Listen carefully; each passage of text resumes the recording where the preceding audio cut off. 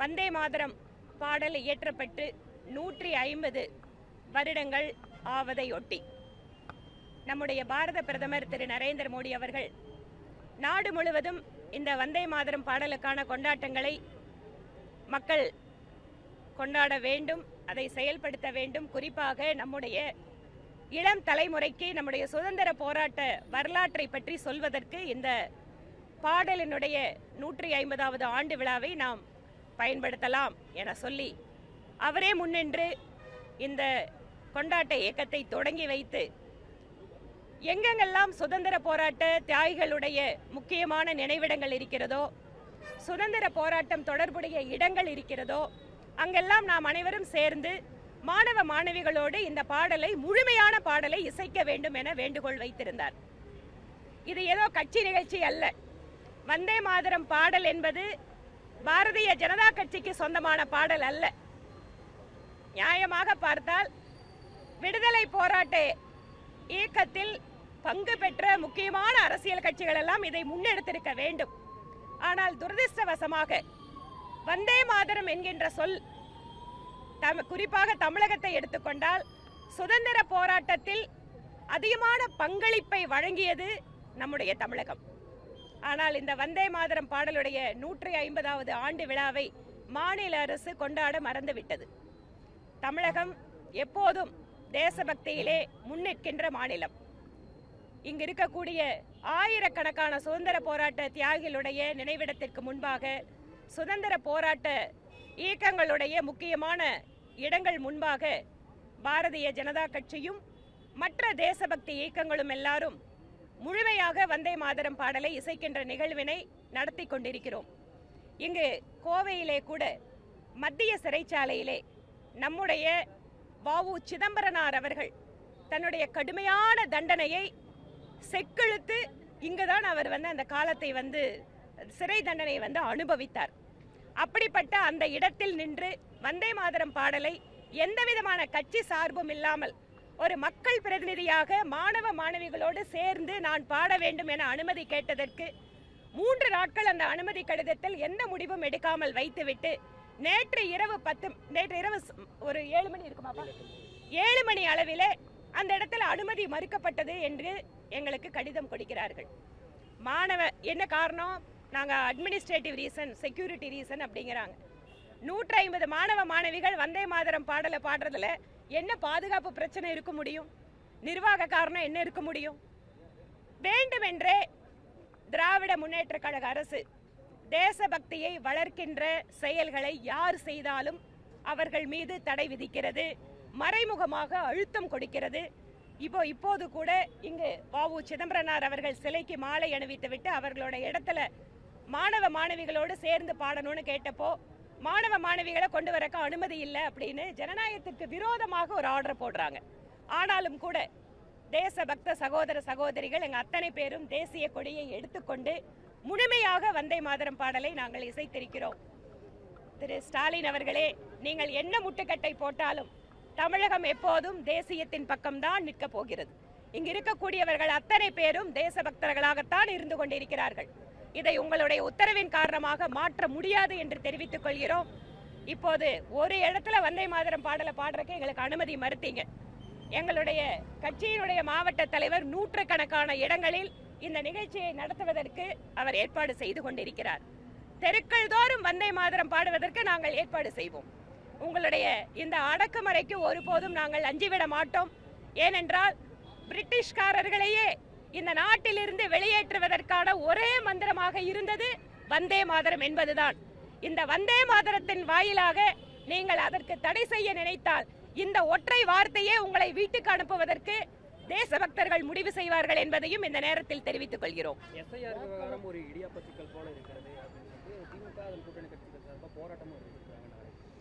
SIR தொடர்பாக இதற்கு முன்பாகவே திராவிட முன்னேற்ற கழகமும் அவங்களோட கூட்டணி கட்சிகளும் ஒரு பெரிய டிராமாவை பண்ணிட்டு இருக்காங்க. திராவிட முன்னேற்ற கழக அரசுக்கு அவர்களுடைய திறமையின்மையை மறைப்பதற்கு, அவர்களுடைய ஊழலை மறைப்பதற்கு ஏதாவது ஒன்று சென்ட்ரல் கவர்மெண்ட்டுக்கு மேல அவங்க திசை திருப்பணும். எஸ்ஐஆர் என்பது ஏதோ புதிதாக இந்த நாட்டில் செய்யப்படுவது அல்ல. 2002, 2005 தமிழகத்தில் கூட எஸ்ஐஆர் நடத்தப்பட்டது. அப்பெல்லாம் அதை பத்தி எதுவுமே வாயை திறக்கலையே திமுக. இப்ப மட்டும் என்ன கவலை வந்திருக்கு? இப்போது மக்கள் கடுமையான அதிருப்தியில் இருக்கிறார்கள். ஏதாவது ஒரு வாய்ப்பு கிடைத்தால் மத்திய அரசை திட்டுவதன் வாயிலாக தங்களுடைய அரசியல் வாழ்க்கையை, சரிந்து கொண்டிருக்கின்ற அரசியல் வாழ்க்கையை நிமிர்த்து விடலாம் என திரு ஸ்டாலின் அவர்கள் கனவு காண்கிறார். எஸ்ஐஆர் என்பது பிஜேபி செய்வது அல்ல. அரசியலமைப்பு சட்டத்திலே தங்களுக்கு வழங்கப்பட்ட சிறப்பு அதிகாரத்தின் வாயிலாக தேர்தல் ஆணையம் இந்த பணியை செய்து கொண்டிருக்கிறது. இன்னொன்னு கூட சொல்றாங்க, பீகார்ல லட்சக்கணக்கான நபரை வேணும்னே எடுத்துட்டாங்கன்னு சொல்றாங்க. நான் கேட்கிறேன், நானே பீகாருக்கு தேர்தல் பிரச்சாரத்துக்கு கடந்த வாரம் அங்கதான் இருந்தேன். முதல் கட்ட தேர்தல் நடந்து முடிந்து விட்டது. ஒரு பூத்துல கூட தேர்தல் ஆணையம் எங்களை சட்டவிரோதமாக எங்கள் வாக்குரிமையை பறித்து விட்டது என்று ஒரு புகார் வரவில்லை. அப்ப என்ன அர்த்தம்? பீகார்ல ஒழுங்கா வாக்காளர் பட்டியல் தயாராயிருக்குன்னு அர்த்தம். இதை தயவு செய்து உங்களுடைய பீகார் அரசியல் கட்சி நண்பர்களோடு கேட்டறிந்து விட்டு அதற்கு பின்பாக உங்கள் பொய் பிரச்சாரத்தை செய்யுங்கள் முதல்வர் அவர்களே என்று கேட்டுக்கொள்கிறோம். தமிழகத்தில் நடக்கக்கூடிய எஸ்ஐஆர்ல பல்வேறு முறைகேடுகள். ஏனென்றால் தேர்தல் ஆணையம் மாநில அரசின் அதிகாரிகளைத்தான் நம்பி இருக்க வேண்டும். மாநில அரசு அதிகாரிகள் வாயிலாகத்தான் இந்த எஸ்ஐஆர் செய்ய முடியும். ஆனா இங்க என்ன நடக்குது? நாங்க ஒரு பக்கம் எஸ்ஐஆருக்கு எதிராக போராடுறோம்னு சொல்லிட்டு ஒரு டிராமா பண்றது. ஆனா எஸ்ஐஆர் பண்ணக்கூடிய பூத் லெவல் ஆபீசர் எல்லாத்தையும் திமுக கட்சிக்காரர்களை வச்சு மிரட்டுறது, இல்லைன்னா அவங்க கிட்ட இருக்கிற ஃபார்மை வாங்கி இவங்க டிஸ்ட்ரிபியூட் பண்றது. இதுதான் இன்னைக்கு நடந்துட்டு இருக்கு. எங்கள் எல்லா அரசியல் கட்சி அதாவது பூத் ஏஜென்ட்டும் அவங்களோட போலாம்.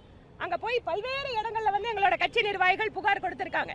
இது தொடர்ச்சியாக இருக்கும் என்றால் நிச்சயமாக சம்பந்தப்பட்ட அதிகாரிகளை தேர்தல் ஆணையத்தை எங்கள் கட்சி மனுவாக அவர்களுக்கு கொடுக்கும் என்பதையும் தெரிவித்துக் கொண்டு, ஒருபுறம் நம்முடைய வாக்காளர் பட்டியல் என்பது தூய்மையாக இருக்க வேண்டும், நேர்மையாக இருக்க வேண்டும் என்றுதான் தேர்தல் ஆணையம் இந்த முயற்சியை மேற்கொண்டு இருக்கிறது. நம்முடைய வாக்காளர்கள் ஒருவர் கூட விடுபடக்கூடாது என்பதுதான் தேர்தல் ஆணையத்தினுடைய நோக்கம். எஸ்ஐஆரிலே திராவிட முன்னேற்ற கழகம் எவ்வளவு குளறுபடிகள் செய்தாலும் கூட நாங்கள் அத்தனை குடிமக்களுக்கும் வைக்கின்ற வேண்டுகோள் என்பது, உங்கள் இடத்திற்கு பிஎல்ஓ என்று சொல்லப்படுகின்ற பூத் லெவல் அதிகாரி வருகிறாரா, உங்களுக்கு படிவம் கொடுக்கிறாரா, உங்களுடைய படிவம் சரியாக ஏற்றப்படுகிறதா என்பதை நாம் ஒவ்வொருவரும் கண்காணிக்க வேண்டும். நாம் விழிப்புடன் இருந்து நம்முடைய வாக்குரிமையை காப்பாற்ற வேண்டும். அதற்கு தேர்தல் ஆணையத்தினுடைய உதவியை ஆன்லைன் வாயிலாக கூட நாட முடியும். இதையும் நாம் புரிந்து கொண்டு எஸ்ஐஆர் முயற்சியில அத்தனை பேரும் ஒத்துழைப்பு கொடுத்து ஒரு நேர்மையான வெளிப்படையான வாக்காளர் பட்டியலை உருவாக்குவதற்கு உதவி செய்ய வேண்டும் எனவும் கேட்டுக்கொள்கிறோம். புதிய கட்சிகள் நிறைய திமுக எதிர்க்க வராங்க. அவங்க வெறும் அட்டை மாதிரி தான், சும்மா மெதுவா தட்டினாலே காணாம போயிருவாங்கன்னு உதயநிதி ஸ்டாலின் சொல்றாரு. அதான் மெதுவா தட்டுறதை வந்து அவங்க புது கட்சி இல்ல, எல்லா கட்சியும் தட்டி பார்க்கலாமான்னு நினைக்கிறாங்க. அது தட்டணும்னு சொன்னா திரும்பி எந்த அளவுக்கு வேகமா அவங்களை அடிக்கும் அப்படிங்கறது அவங்களுக்கு இன்னும் தெரியாது. தேர்தல் காலத்துல ஒன்னா பயணிக்க போகிற ஒரு சூழல்ல அதிமுகவுக்கு அவங்களுக்குள்ள இந்த செங்கோட்டையனோட விவகாரம் பெரிய பிரச்சனையா போகுது. உங்களுடன் கூட்டணியில இருக்காங்க ஆனா அவங்க கூட நாங்க வந்து பாஜக எந்த பேச்சுவார்த்தையும் நடத்தல, அவங்க கட்சி விவகாரத்தில் தலையிட மாட்டோம் அப்படிங்கிற மாதிரிலாம் நீங்க சொல்லியிருந்தீங்க முன்கூட்டியே. ஆனா செங்கோட்டையன் பிரஸ் மீட்ல என்னை பாஜகவினர் அழைத்தார்கள், இணைந்து செயல்படுவதற்காக அறிவுறுத்தினார்கள் அப்படின்னு பேசியிருக்காரு. இல்ல கரெக்ட், அவர் சொல்லியிருக்காருன்னு சொன்னா அவர் அதுல வந்து யார் அவரை அழைத்தார்கள், கட்சியில் அதிகாரப்பூர்வமாக யாராவது தொடர்பு கொண்டாங்களா அப்படிங்கிற விஷயத்தை அவர் தான் வெளிப்படையா சொல்லணும். எங்களை பொறுத்த வரைக்கும் எங்களுக்கு வந்து அதிமுகவோட கட்சி விவகாரங்களை தலையிடுறதுக்கு எந்த விதமான எண்ணமும் கிடையாது. எங்களுக்கு கொடுக்கப்படக்கூடிய டைரக்ஷனும் டெல்லியில இருந்து அதுதான். அது அவங்களோட கட்சி, அவங்க நம்மளோட கூட்டணியில இருக்காங்க. கூட்டணி அப்படிங்கறத இன்னைக்கு நாம பலமா எடுத்துட்டு போகணுங்கிறதா எங்களுக்கு கொடுக்கப்பட்ட தகவல். கரூர்ல பாதிக்கப்பட்ட மக்களை விஜய் நேரில் சந்திச்சதுக்கு அப்புறம் இப்ப அவருடைய ஜனநாயகன் பட சம்பந்தமான பாடல்கள் நிகழ்ச்சிகள்லாம் வெளியேற ஆரம்பிச்சிருச்சு.